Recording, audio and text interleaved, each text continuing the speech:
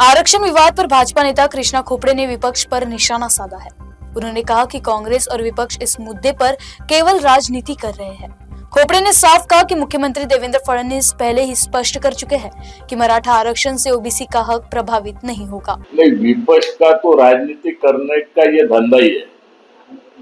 देवेंद्र फडणवीस जी ने स्पष्ट रूप से कहा है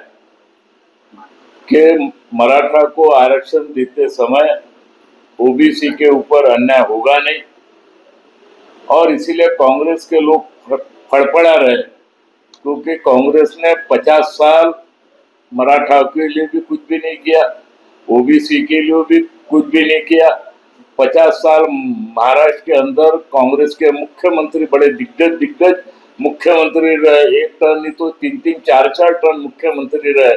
फिर भी उन्होंने मराठा के बारे में, मराठा के साथ न्याय हो, ये भूमिका उन्होंने कभी नहीं ली। और देवेंद्र फडणवीस जी 2014 के बाद मुख्यमंत्री बनने के बाद उन्होंने सतत मराठाओं के साथ न्याय किया है, उनको आरक्षण देने की भी भूमिका निभाई है, और उनके बच्चों को भी न्याय देने का काम निश्चित रूप से देवेंद्र फडणवीस जी ने किया है। कांग्रेस ने ओबीसी के साथ भी सतत अन्याय किया है। कांग्रेस ने कभी ओबीसी के साथ में कभी न्याय करने की भूमिका उन्होंने नहीं निभाई।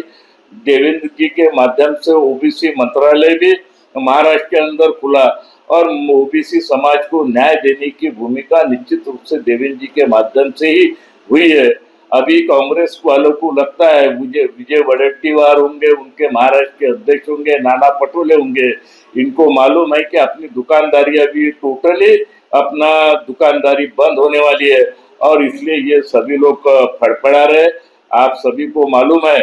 कि मराठा के आरक्षण देने के बाद नागपुर में अतुल जी सावे जो ओबीसी के मंत्री है, वो नागपुर में आए थे, और उन्होंने बबनराव तायवाड़े जी का उपोषण भी छुड़वाया, और उन्होंने वह आश्वासित किया कि 12 की 12 मांगे हम मंजूर करेंगे। उस संदर्भ में मुंबई में कल बैठक भी होने वाली है, और इसीलिए ये कांग्रेस के लोग